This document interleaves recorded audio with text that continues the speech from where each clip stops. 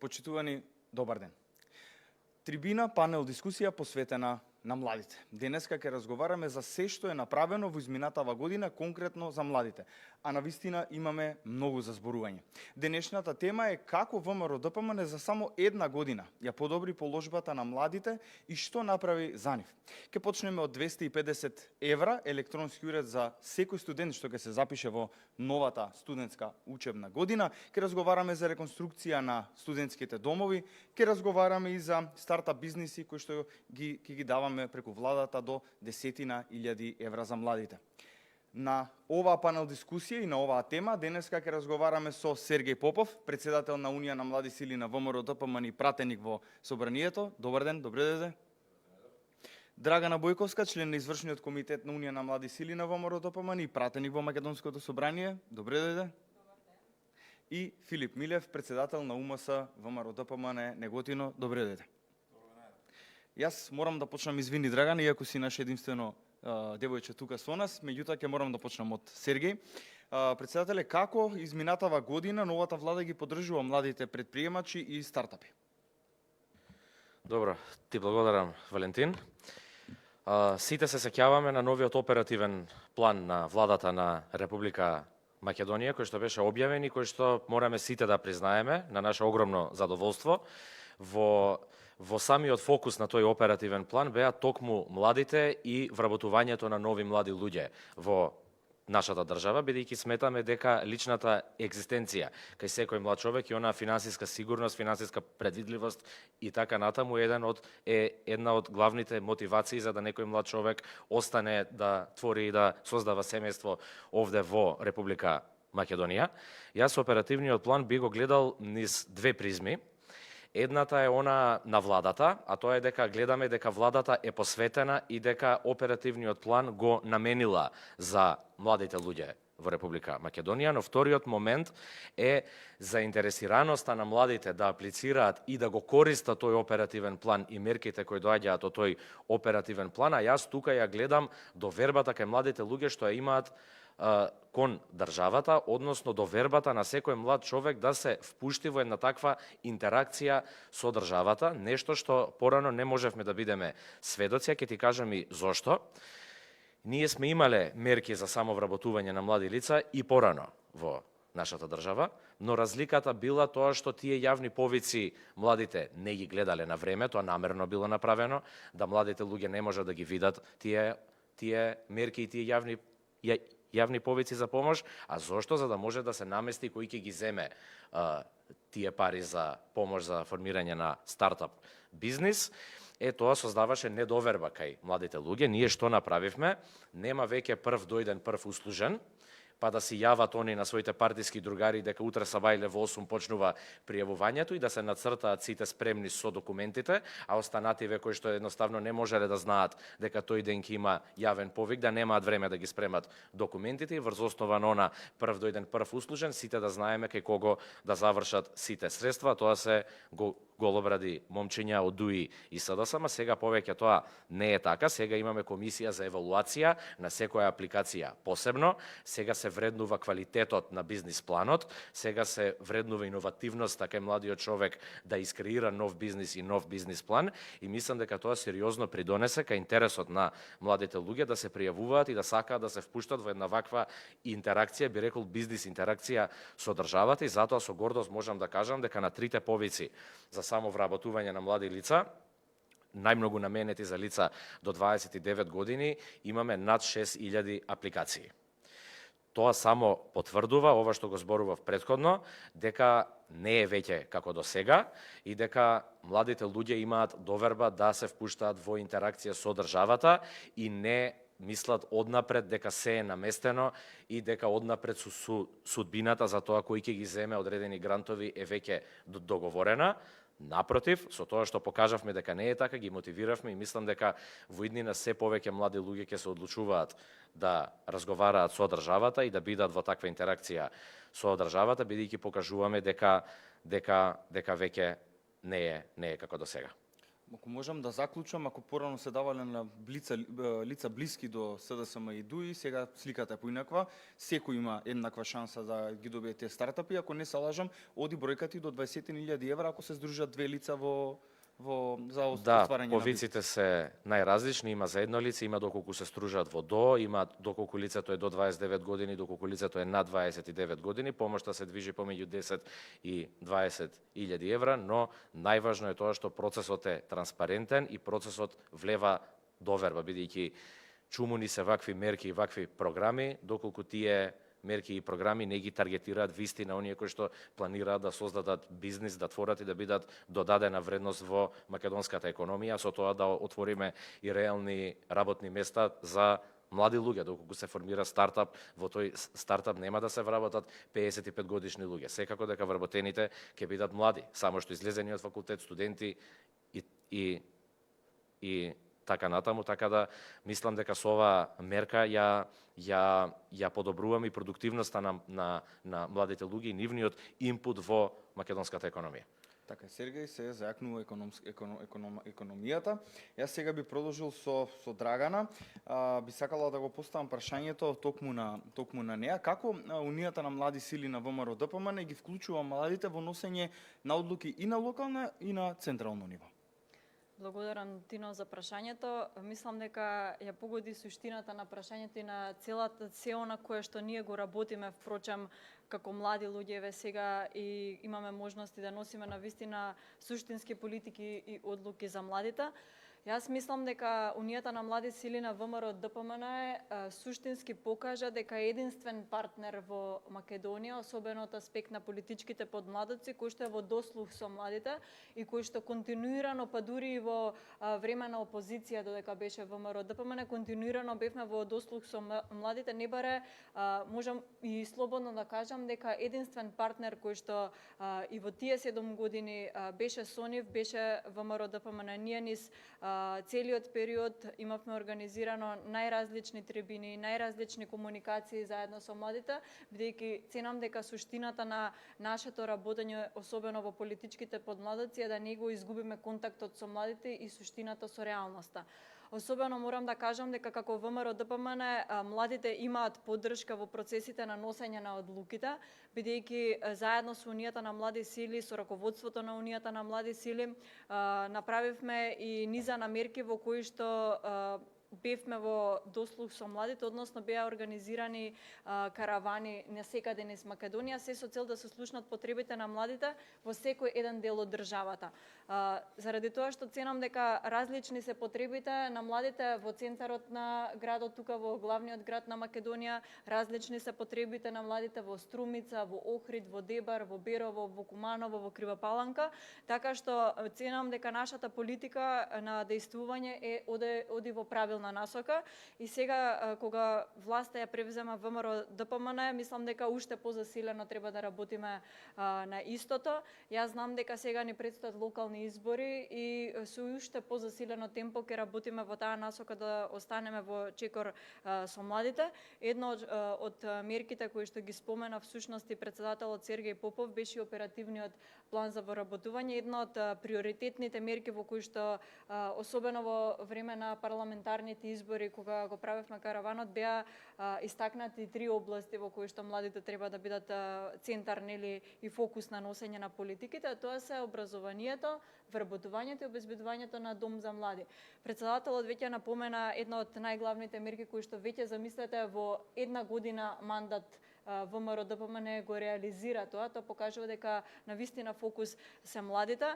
Јас ќе потсетам само дека освен што се дава навистина суштинска поддршка на младите претприемачи за да се поттикне вработувањето на младите луѓе во Македонија со оперативниот план кој што се однесува над 65% на млади луѓе до 29 години, за разлика од тоа во претходната власт вие се сеќавате, особено младите луѓе се сеќаваат за оној скандалозен фонд за иновации каде што сведочевме на проневерени средства од 3 милиони евра, во кои што многу добро знаат младите луѓе дека тогаш средства се дава за некакви си иновативни летачки магариња, за вкусови на вода, за бинарни вециња, за вкусови на пица и така натаму.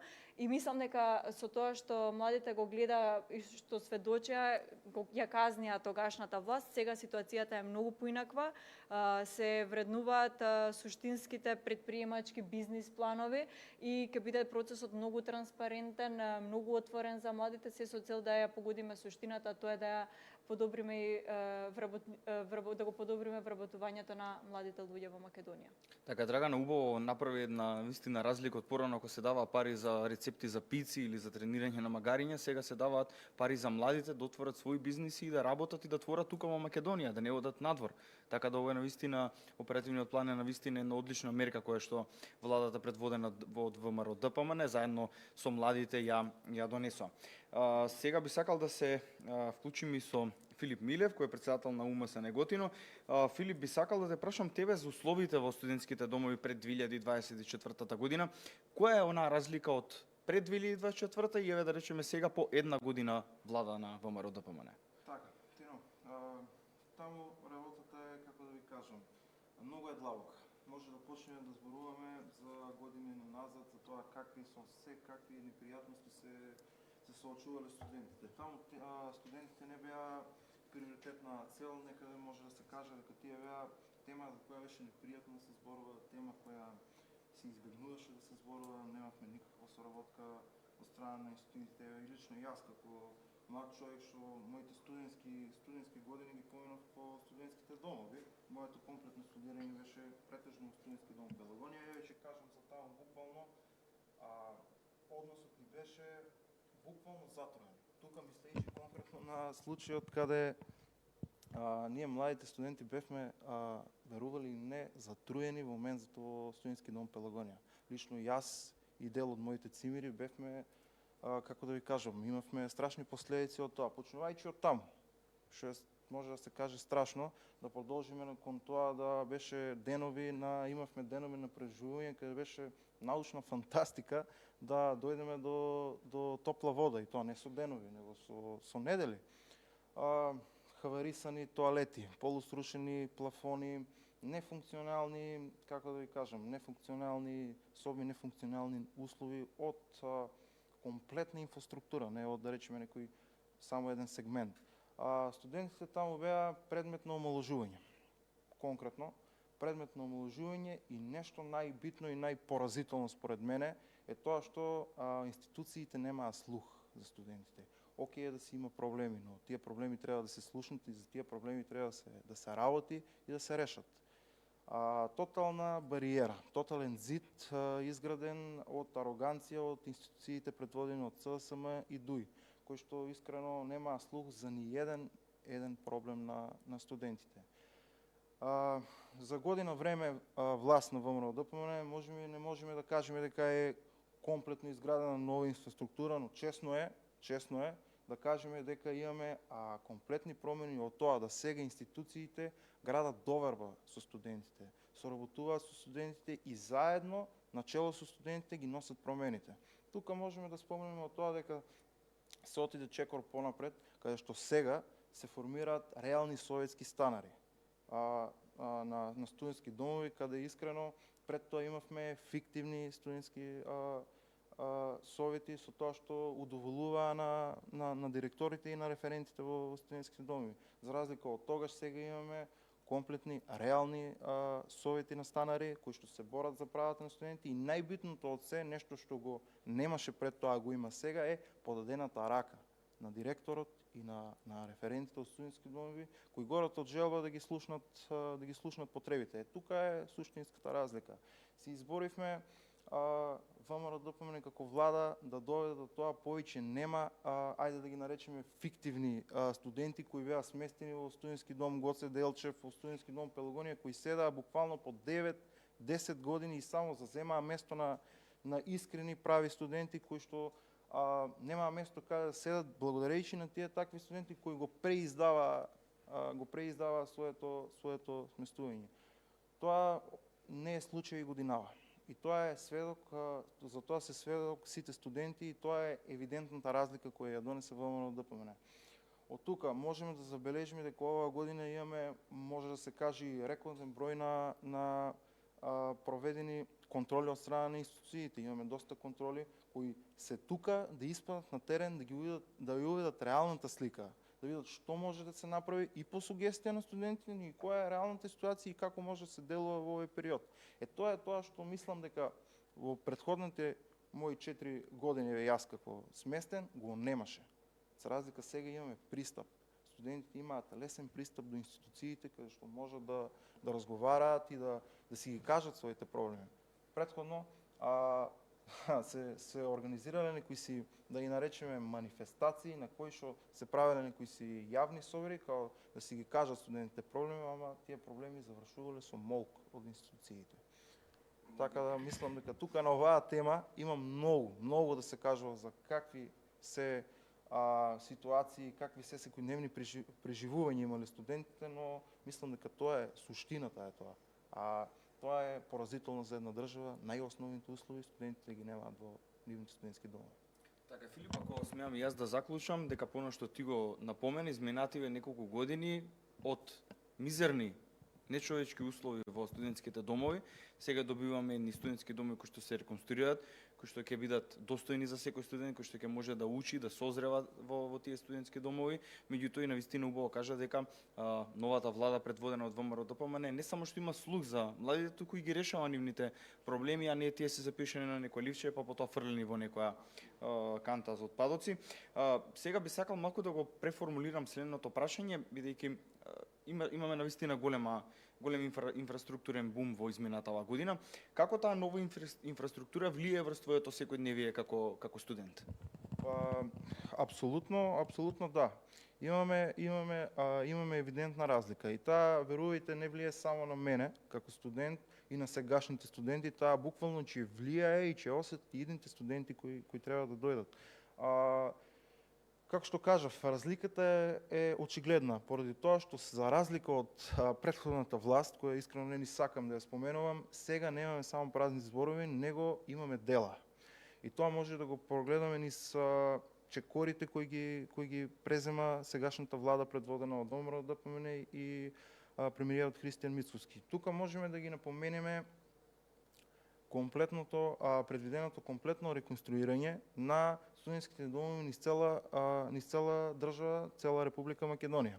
Тоа се, мислам дека беа предвидени нешто над 18 милиони евра за комплетна реконструкција на државен студентски дом Стив Наумов, државен студентски дом Кузман Јосифовски Питу, кој буквално беше едно празно ветување на претходната влада која реално не успеа за 7 години буквално да заклони една шајка.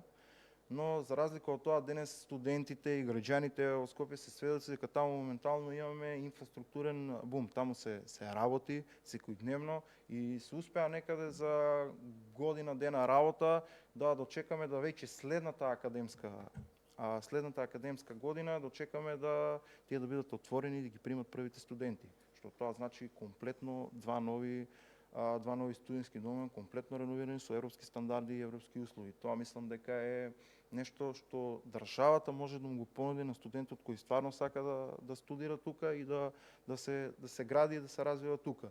Исто од тие 18 милиони евра и таа замисла на владата, може да спомнеме, да забележиме дека не се предвидени само реконструкција на студентски доми во град Скопје, него и надвор од град Скопје. Со тоа што еднаш покажува дека младите треба да се развиваат низ цела држава, а не само во Скопје, бидејќи Скопје не е Македонија. Тука се и Штип, како после Скопје може да го наречеме голем универзитетски град, исто и Битола.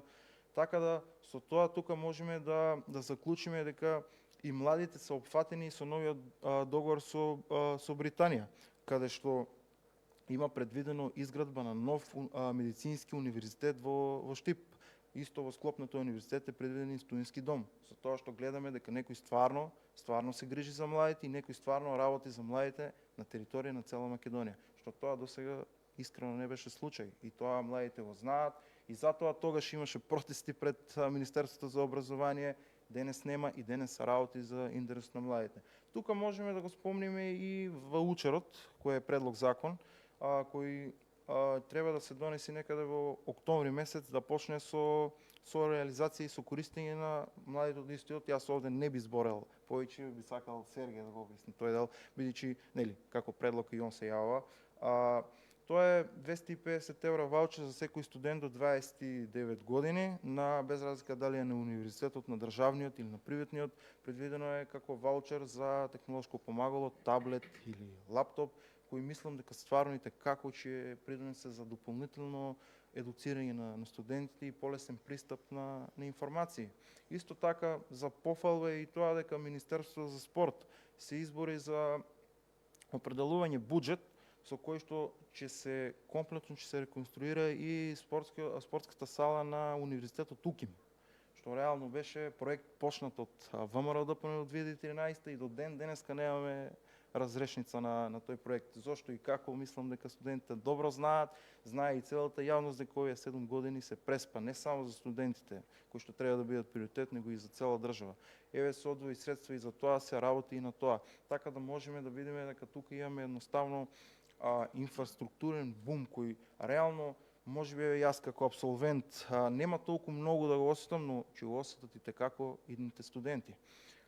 Тука не би сакал многу да зборувам на ова и на идните проекти кои се предвидени во програмата на владата, бидејќи ВМРО ДПМНЕ пред се влада не на зборови, туку на дела. И тоа е суштинската разлика помеѓу ВМРО ДПМНЕ и СДСМ и ДУИ. И затоа мислам дека треба да оставиме, да почекаме, да видиме што се ќе се реализира, и тогаш студентите и како знаат да ценат, и како знаат да го искажат тоа и знаат да кажат едно благодарам за условите кои ги добиваат. Така е, Филип, наистина убаво кажано од твоја страна, што се има направено во само една година влада за младите покрај студентските домови, исто да не ги забораваме и реконструкцијата и на Финки и ФФК, така да навистина многу чекори кон подобрување на инфраструктурата за студентите и факултетите. Драгана, ќе продолжам сега со тебе. Една од главните критики претходно беше лошиот квалитет на образованието. Што конкретно е тука направено на овој план?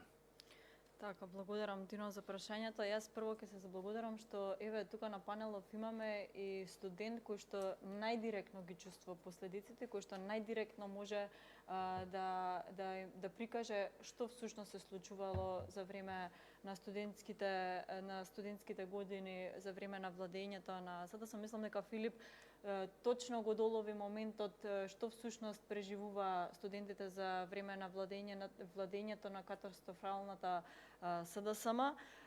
Само би додала тука во делот на образованието нешто кое што е апсурдно, кое што кога дојдовме во парламентот во овој состав нели на парламентарниот состав, замислете за студентските домови, повлечени се средства во 2019 година за изградба и реконструкција.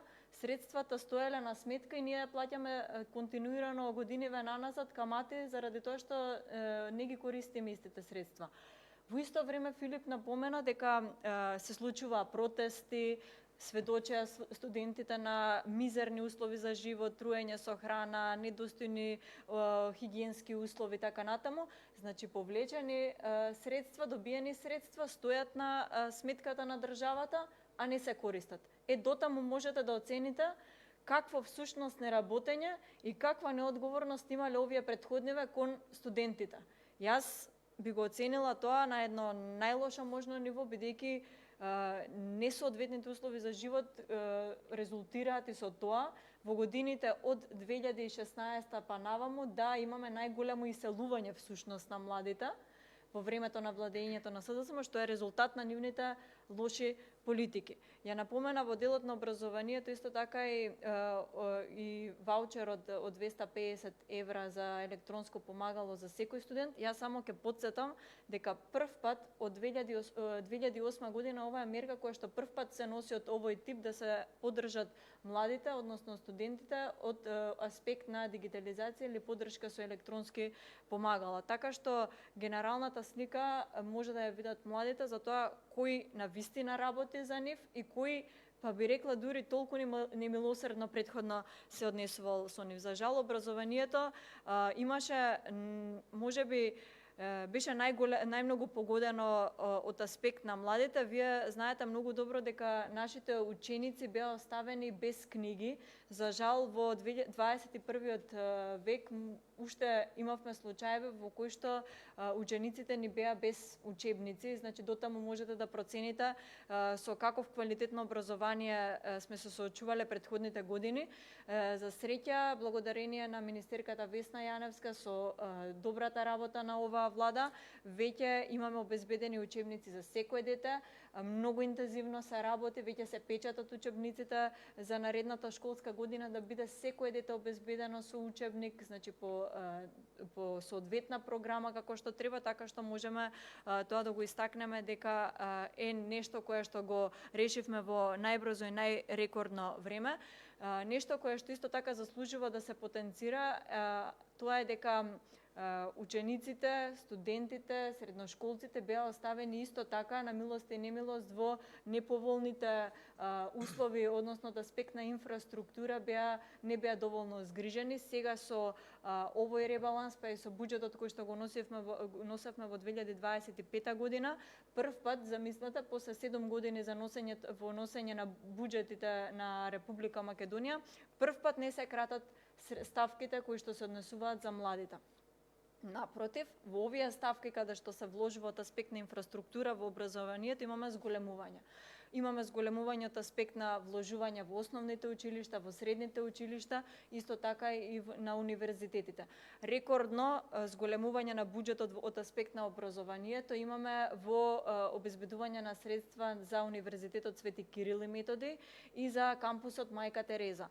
Нашата цел е УКИМ овој пат да повторно да се врати на Шангајската листа, се со цел да имаме поквалитетно образование за младите, така што ценам дека овој фокус издвојување на поголеми средства за младите ќе бидете како значаен во подобрување на квалитетот на образованието. Прв пат, ние знаете, Филип веќе испомена дел од истото, ни ветува во претходната власт дека ќе се реконструираат Финки и ФФК, ни ветува студентски градови, не знам, Google дека ќе се носи во Македонија, но ништо од тоа не беше донесено, дури и она кое што го оставивме како постоечка инфраструктура беше уништено. Сега со овој ребаланс на буџет се издвоја средства и за Финки и за ФФК. Ценам дека треба овие студенти исто така да имаат достојни услови за студирање, така што не смееме никој да остане во овој дел понижен или без соодветна инфраструктура. Образовните асистенти се исто така нешто кое што беше горлив проблем за младите, особено во училиштата. Сега, освен во основните училишта, образовни асистенти ќе имаме и во средните училишта, нешто кое што не беше претходно случај со претходната власт, и така натаму се што се работи од аспект на, сакам да потенцирам од аспект особено на образование, многу сме внимателни, многу пристапуваме по однос на истите политики во дослух со младите, за да имаме една реална политика на истото. И сето тоа кое што го работиме, сакаме да биде низ еден транспарентен процес, за да нема сенка дека некој е повластен и дека на некому нешто му се дава повеќе или е привилегиран, а некој не може да го искористи правото, иако треба да има еднакви шанси, така што во овој дел би сакала да го потенцирам образованието како еден од столбовите кој што ќе не биде фокус во владењето на ВМРО, ДПМН и коалицијата. Јас секој пат многу голема важност сакам да дадам на студентите, особено на младите истражувачи, нешто кое што мора исто така да го потенцираме, дека оваа година е рекордно зголемен буџетот за науката и за научно-истражувачките дејности, се со цел младите истражувачи да бидат поддржани, да можат да имаат мотив да се занимаваат со наука, бидејќи на вистина тоа е еднината на државата. Ако сакаме силна држава, ние мораме да бидеме во чекор со науката и да бидеме рамо до рамо со врсниците од развиените земји членки од Европската унија. Така што во овој дел благодарност до владата што навистина стави фокус и на овој дел, нешто кое што е новина во нашата држава, кое што не беше претходно случај исто така, тоа е идејата, односно проектот да имаме еден научно-технолошки парк по најсовремени услови, кој што за среќа ме радува еве фактот што ќе биде во рамки на кампусот на УКИМ. Според направената анализа која што ја спроведе владата, одлучено е да истиот овој научно-технолошки парк да биде во кампусот на УКИМ, се со цел локацијата да биде поволна еве и за младите истражувачи, да биде тука во склоп на сите универзитети. Овој проект е многу ќе значи од аспект и на младите истражувачи, но и од аспект на бизнис климата во Македонија и развојот на економијата. Тоа значи дека бизнисите ќе може да вложуваат во наука, се со цел да имаат поголеми да вложуваат во наука, се со цел да имаат поголеми остварувања нели на добивка. Така што како што се развиваат бизнисите, така ќе оди напред и економијата, ќе се вложуваат бизнисите ќе може да вложуваат од аспект на да вложуваат во млади истражувачи, во наука, во опрема и така натаму, така што за неколку години од сега, кога ќе се направи целосната слика и документација за истото, ќе имаме еден современ научно-технолошки парк каде што ќе може да парира на развиените земји членки од Европската унија. Тука морам да ги споменам исто така и стипендиите кои што исто така имаат значаен удел во образованието. Тоа значи дека сега веќе мастер, оние студенти на мастер студии кои што имаат завршено 3-годишни програми, односно на додипломски студии, веќе ќе може да се здобијат со стипендија, нешто кое што не беше претходно случај. Бруцошите исто така има препрека во делот на користењето на студентскиот оброк и тој проблем го решивме. Така што покажуваме дека и она кое што претходно навидом се чинеше дека е невозможно да се реализира, дека само со волја и со искрена желба можеме истото да го реализираме. Мислам дека засега одиме во една правилна насока. Јас ќе кажам дека не е доволно, дека секој пат може подобро, дека секој пат може повеќе, далеку од тоа дека младите живеат идеално во Република Македонија, но чуда не се возможни преку ноќ, но искрено се надевам дека ќе работиме уште понапорно и веќе еве во оваа една година мислам дека е навистина евидентна разликата во владењето на тогашната СДСМ како владеачка структура и сега како ВМРО ДПМН како ја превзема власта. Многу ќе работиме, образованието ќе ни остане фокус и мислам дека во овој дел ќе можеме да се пофалиме дека имаме евидентни резултати. Така, Драгана, навистина убаво го објасни овој дел за образованието кој што е приоритет на владата на ВМРО ДПМН.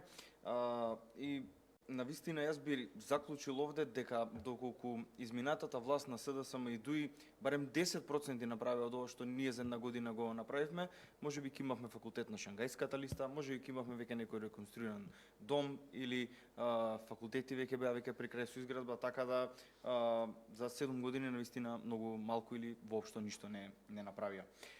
Сергеј, конкретно што е направено за да се задржат младите тука во Македонија во последната година? Па добро, Валентин, мислам дека поголем доказ или подобро објаснување од двете обраќања пред мене на Филип Милев и на мојата колешка Драгана и членот на извршниот комитет нема, но јас би одел чекор понатаму и јас би сакал малку да отворам една дебата околу тоа што е воопшто младенска политика во една држава.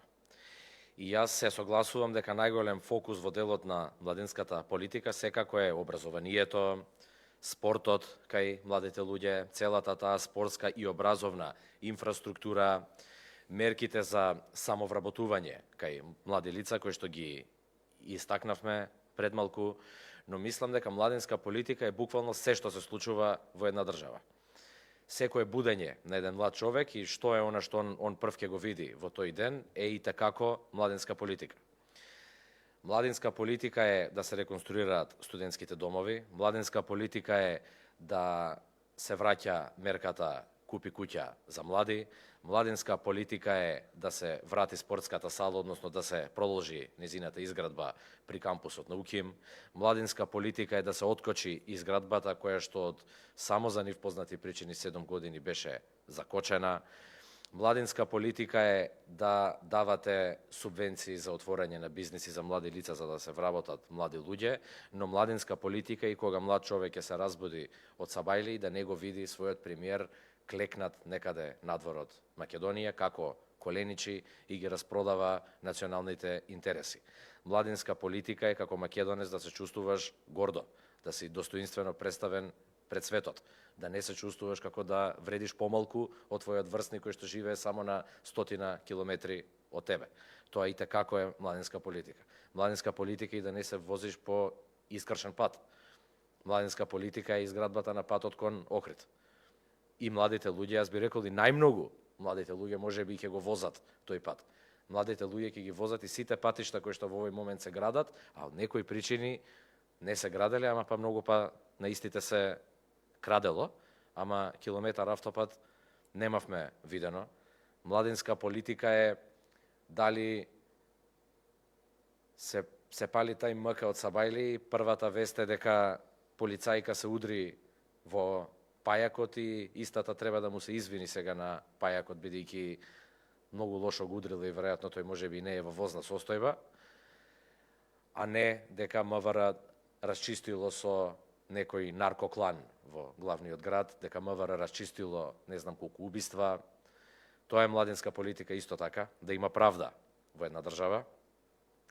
Така да, како што кажав, би сакал да не ја гледаме младинската политика строго низ изградба на студентски домови, високо образование и уште 2-3 теми, иако се навистина фокусот. Да, младите најмногу спортуваат, да, младите се во факултетите, да, младите ги користат студентските домови, но не е доволно. Не е доволно да го реконструирате студентскиот дом, доколку тој млад човек се разбуди само во малку понова соба, но понижен. Не сте ја завршиле работата кога е во прашање младинската политика. Би рекол дека цело е кога има се и од тој аспект јас сум горд на владата предводена од ВМРО-ДПМН и воопшто не ми е срам за ниту еден одржан говор и ниту еден глас побаран од младите луѓе во Република Македонија, бидејќи еве слободно можам да кажам, владата на нас младите од ВМРО-ДПМН ни го обели образот. Бидејќи ние бевме тие кои што ги бараа гласовите од младите и ние ќе бевме тие кои што најмногу ќе се срамеа, доколку беше исто како до сега, доколку повторно се распродаваа националните интереси, доколку повторно немавме Министерство за внатрешни работи, односно тоа беше асистенција на наркоклановите низ главниот град, доколку повторно возевме по искршени патишта, чекајќи по семафори, патот ќе се гради не знам кога, студија 15-та, 16-та, 20-та направена, но париве се исплаќаат на фактури, асфалт не гледаме. Се е тоа една младинска политика и мислам дека владата ни го обели образот и ние имаме со што и повторно да одиме и повторно да ги бараме гласовите од младите луѓе, бидејќи покажавме дека не биле сите исти, можело, ама стварно можело да биде и поинаку. Така да јас ја користам ова прилика уште еднаш да им се обратам на сите млади луѓе да знаат дека со владата на ВМРО-ДПМН се на сигурно, дека тоа што ќе го кажеме така и ќе биде. Дали станува збор за кога премиерот ќе вети 250 евра ваучер за секој студент, дека на вистина секој студент ќе добие 250 евра ваучер и дека кога премиерот ќе вети дека Македонија повторно нема да биде мета на подсмев во меѓународната заедница, на вистина Македонија повторно да не е мета на подсмев во меѓународната заедница, бидејќи нема ништо прогресивно во тоа да си клекнат. А би рекол дека има нешто многу попрогресивно во тоа да се бориш за своја подобра позиција во меѓународните води, колку и да си мал, колку и да си послаб од некого, ти треба да си гордо исправен, да си ја сакаш државата и гордо да си ја представуваш. Така да сумирам, Тино, бидејќи слоганот ни беше Македонија повторно горда, Македонија повторно твоја, ние тогаш мислевме токму на овие работи. Грантот за стартап да биде негов, а да не биде на некој од ДУИ и СДСМ, туку тој да припаѓа на младиот човек, државата во светот да биде представена достоинствено и да не се срамиш од својата држава кога си ги гледаш владините представници, кога ќе се случи криминал, тој криминал да биде разрешен, не може да не се случи криминал, но може криминалот да не се разреши. Ете, тоа време заврши, затоа Македонија повторно горда и повторно твоја е токму она за што се боревме и токму она кое што го правиме. На овие работи мислевме Македонија да биде твоја на граѓаните, не на криминалците. Токму тоа и го правиме. Така да ќе продолжиме и во иднина и со многу конкретни мерки за млади, како мерки за самовработување, помоши, за стартапи, реновирање на целата младинска инфраструктура во државата, од студентски дом до спортска сала во некое основно училиште, но им ветуваме и на младите луѓе нормална држава, држава од која нема да се срамат и држава од која наутро кога ќе отвора тај МК нема да им се згадува. Така е, Сергеј го објасни младинската политика, само би додал како е последни сет прашања за ова панел дискусија. Можам да заклучам дека и безбедноста, меѓуто и новите автопати, зголемувањето на платите, зголемени субвенции, исто така да не заборавиме и проширениот опсег за младите земјоделци, да не заборавиме многу проекти кои што можеби сега нема да ги споменеме сите во интерес на времето, меѓутоа кои што се навистина клучни за младите, како што напомена и Драгана, и учебниците кои што ќе ги имаат децата, и тие се млади, и тие се иднината на нашата држава. Меѓутоа, како последно прашање би сакал да се фокусирам освен намалувањето на криминалот, зголемување на платите, субвенции, стартапи, дали сметаш дека борбата против корупцијата е навистина еден чекор повеќе што ги има направено оваа влада кон подобрување на животот на младите? Да, апсолутно, борбата против корупцијата, јас и во опозиција многу зборував дека не само иселувањето не е само од екзистенцијални побуди. Бидејќи многу добро ситуирани млади луѓе ја напуштија државата баш поради отсуството на системи и се по заразната корупција која што метастазираше во македонското општество.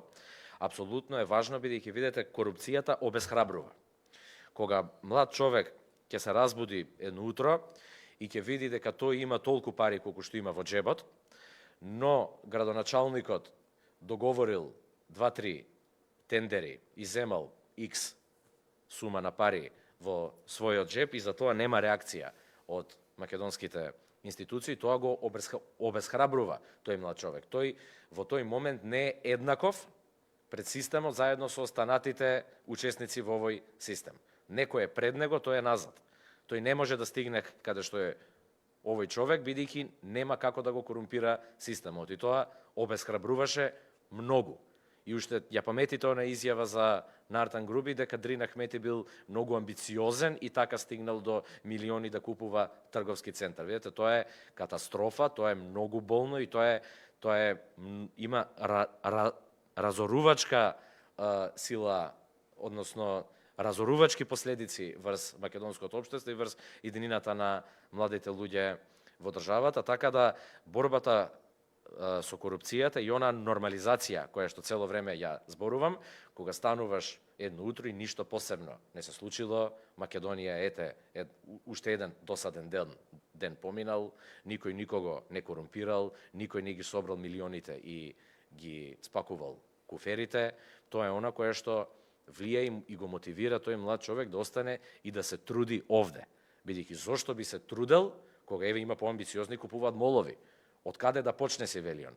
Како можам да се трудам кога некој може да купи мол? Или се чувствуваш неспособно, или сваќаш дека некој те прави будала и ги пакуваш куферите и затоа си заминуваш од овдека. Затоа мислам дека токму борбата против корупцијата е она што најмногу придонесе да ја промениме перцепцијата пред младите луѓе дека во Македонија се може, се умее и возможно е да се успее. Јас само можам да заклучам после ова твое излагање дека убаво го напомена тоа за ТМ, како отвориш вест, нема веќе скандали, нема корупција, нема убиства на секој чекор, нема млади момчиња кои што купуваат молови, туку имате нов автопат, имате нов студентски дом, реконструкција на нов студентски дом, се отвараат нови училишта, нови градинки, едноставно се зголемуваат плати во образование, култура, здравство, навистина на поинаква слика која што буди надеж и кај младите, меѓутоа и кај сите останати. Драгана, сега како последно сет прашање би сакал да те прашам што конкретно вие како пратеници во собранието правите за младите луѓе за да го подобрите животниот стандард за нив. Така. Патино, работењето на животниот стандард за младите е секојдневно. Значи, секој ден она кое што се донесува како позитивно законско решение, како измена на закон, како предлог на мерки кои што најчесто исто така произлегуваат од страна на евен би рекла и на младите пратеници, е исто така чекор кон подобрување на животниот стандард на младите. Веќе напоменавме дека младинска политика буквално значи се што околу нас се случува и не обкружува, бидејќи сме активен чинител во општеството, така што би можела да кажам дека нема да се фокусираме само на една или две работи, туку се она кое што значи подобар животен стандард на младите, го носиме еве во собранието во рамки на позитивни законски решенија или измени како што напоменав, така што борбата е секојдневна и никогаш нема да запре. Секој пат велам дека за младите секој пат може повеќе, може подобро и така и ќе продолжиме. Во собранието ние имаме еден клуб за младенски прашања и политики, каде што членуваат млади пратеници не само од ВМРО ДПМН, туку и од сите политички партии, така што тоа е еден простор каде што можеме да седнеме на маса заедно со сите пратеници од сите политички партии да продискутираме за некои работи околу кои што можеме да најдеме консензус. Ние се бориме тоа да биде таков случај за суштинските работи да најдеме поддршка. Впрочем, околу овие работи мислам дека треба да се обединиме, иако малте не таму имаме и пратеници од политички партии кои што беа во претходната власт не направија ништо, така што во овој дел можам да кажам само дека нашата борба како ВМРО ДПМН ќе продолжи навистина суштинско и со активни чекори. Нешто кое што навистина можам да кажам дека е фокус, еве да речам, во собранието, особено од аспект на младиот човек, е исто така и дигитализацијата, бидејќи Македонија навистина заостанува многу од аспект на дигитализација, особено кај младите луѓе. Можам да потенцирам дека дигиталната писменост е на едно многу ниско ниво од аспект компаративно еве и со регионот. Кога мислам на дигитална писменост, особено сакам да ги потенцирам оние основни дигитални вештини.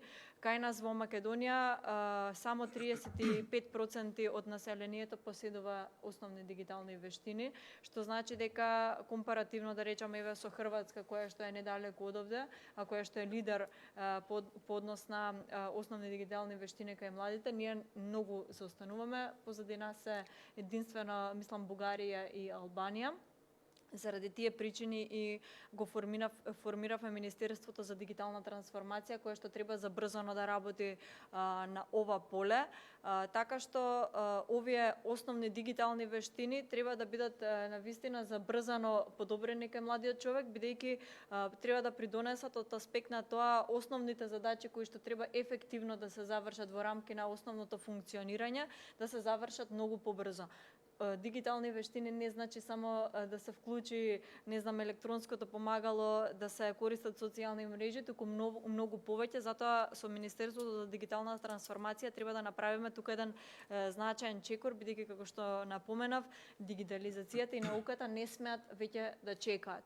Не се работеше на ништо претходниве години, така што за ова една година можам да кажам дека еве тргнавме од тоа да се поедностават најобичните задачи, најобичните алатки кои што треба да ги имаме, а тоа е од аспект на вадење на електронски извод од Управата за водење на матични книги. Вие знаете дека претходно до обичен извод од Управата за водење на матични книги не можевме да дојдеме со денови, се чекаше, некој пат се зема и слободни денови од работа, се отсуствувало и од настава само за да се заврши една обична задача која што е основна потреба од аспект на вадење на извод. Сега веќе тоа е целосно дигитализирано и мислам дека од аспект на еве поефикасно и подобро функционирање на младиот човек треба да придонесе.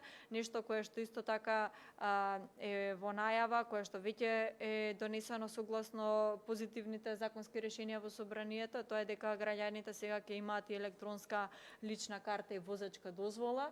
Исто така позитивно решение со кое што може да се пофалиме од аспект на ваучерот од 250 евра за сите студенти на сите универзитети, вклучително на вонредни и редовни приватни и државни факултети до 29 години студенти. Можам да кажам дека постапката за доделување на ваучери од 250 евра за електронско помагало ќе биде целосно дигитализирано, односно студентите ќе може преку националниот портал за електронски услуги да поднесат барање до истиот портал и доколку ги исполнуваат условите, електронскиот ваучер да го добијат на електронски начин.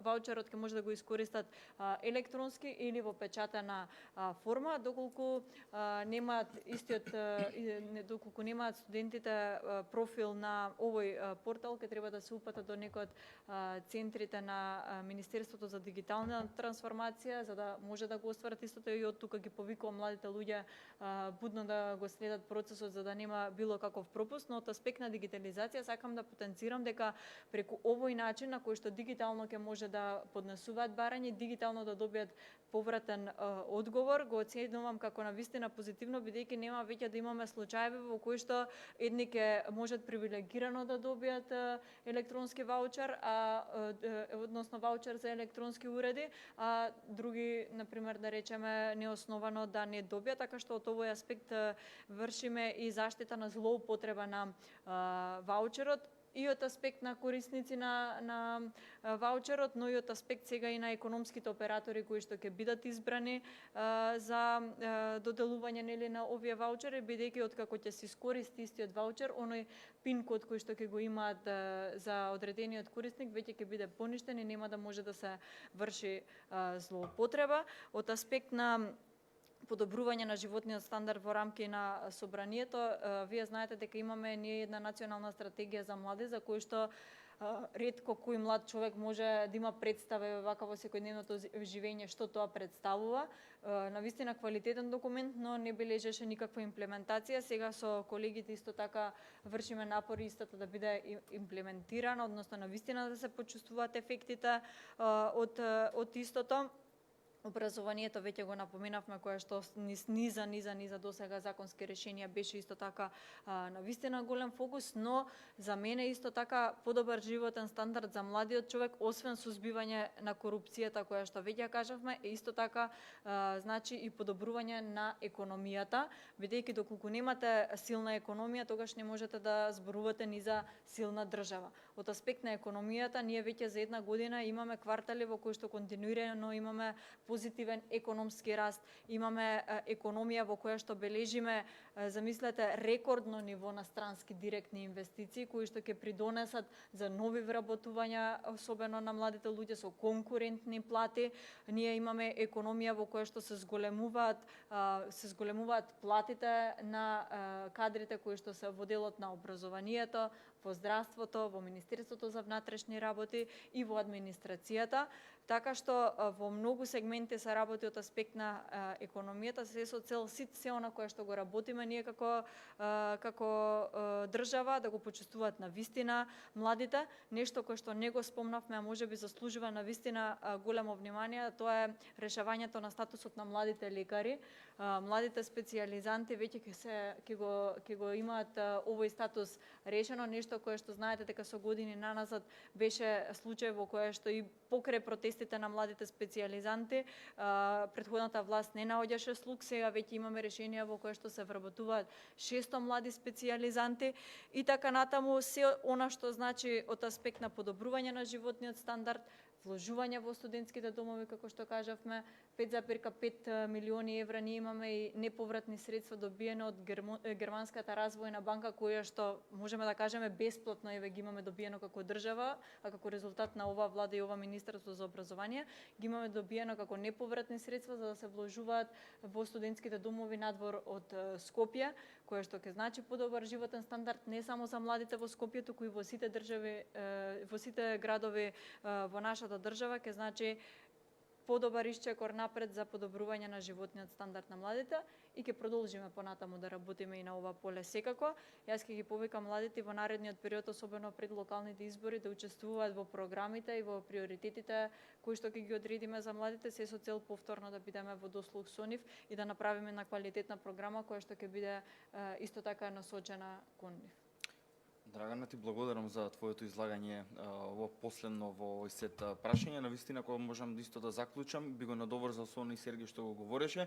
Дигитализацијата навистина е еден клучен сегмент во борбата против корупција, и тоа навистина убаво го кажа и ти, така да навистина треба да вложиме многу и во тој сегмент, едноставно да ги обучиме нашите млади да се заштитат и од оние сајбер напади кои што ги има по интернетот, меѓутоа и како да ги описмениме во тој дел.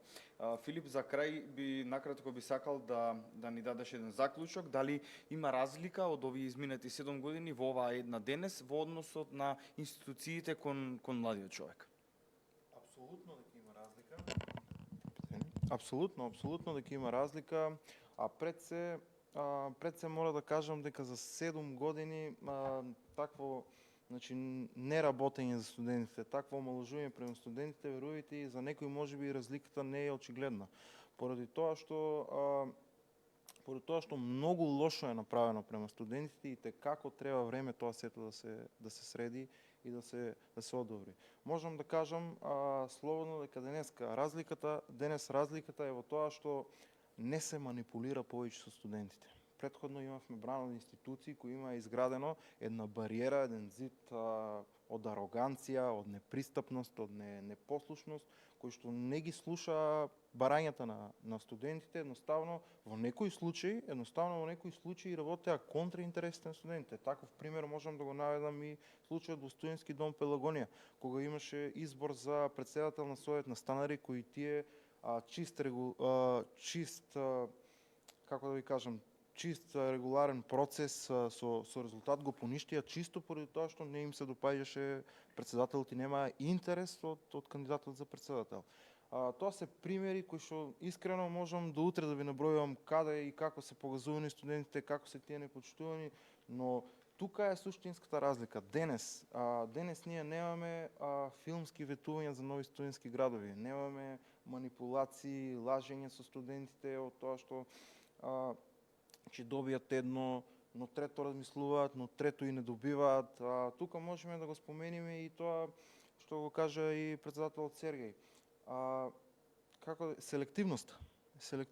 Студентите во тоа време се делеа на студенти и на студенти од УИССМ, кои што оваа втора група на студенти од УИССМ беа привилегирани на сите можни начини, додека другите студенти беа занемарени. Тоа е најблаго што можам да го кажам. Од тука можам накратко само да кажам дека промената према институциите е доста променета. Од тоа што денес студентите имаат подадена рака, студентските совети на станари имаат подадена рака од страна на директорите, од страна на референтите, можеме да кажеме дека слободно можат и од тука да ги охрабриме студентите дека слободно можат да пристапат до тие референти, до тие директори, да си кажат нивните маки и да бидат едноставно погласни, бидејќи правата што им следуваат и те како се изложуваат и те како оваа влада им е спремна да им ги овозможи и да им ги даде, но и да ги прошири и да им овозможи уште поубави услови. Од тука сакам само да кажам накратко дека убаво е и ние младите да влееме барем уште малце храброст на сегашната влада со тоа што ќе им влееме храброст да продолжат да работат во интерес на младите како што оваа година тоа го прават и тука тие да бидат носителите, да ги земат младите дополнително како носители во овие промени, бидејќи младите и како треба да бидат темелот на промените кои доаѓаат во нашата држава.